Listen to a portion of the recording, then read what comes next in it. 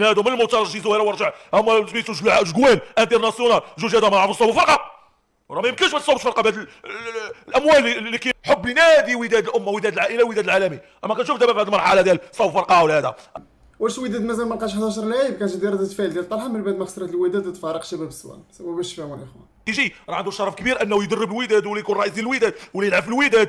باش نوجه الرساله ديالي الا كنت دابا انا حبا للوداد كناقش بهذا راه حبا للوداد، لان انا الوداد كنشوف فيها الوداد دائما تمرض ولا تموت. اما باش انا غنبدا نقول لا خاص ولا غندير، الوداد فريق كبير وفريق ديالي وعندها فضل كبير على الاسم ديالي واسماء ديال اللاعبين كبار. هاد اللاعب اللي جاي راه هو اللي كيتشرف بحمل القميص، الا خلى البصمه ديالو غيذكروا التاريخ ويذكروا الجمهور ديالو.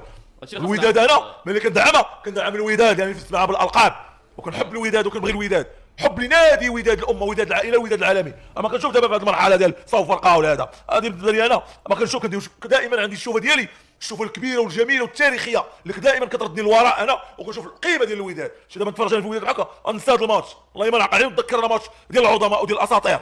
سمعتيني؟ لان كنشوف اللوغو انا عارف دابا اللوغو راه ولاو كيلبسوه لعابه حشومه يلبسوه.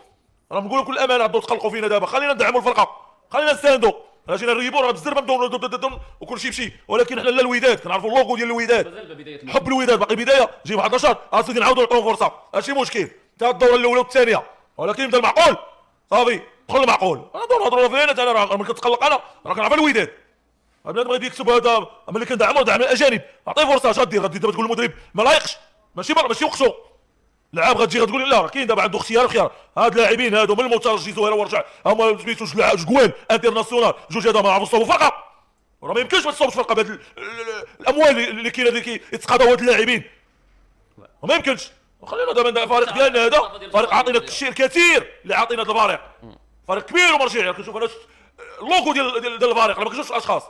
خلينا ندعموا الفريق في هذه المرحله، الفريق ديالنا كل الجماهير اليوم مازال عندنا واحد الفرصه ديال المسانده وديال الدعم. ماشي نريبوا حنا في شهر 8 مع احتراماتي للجميع.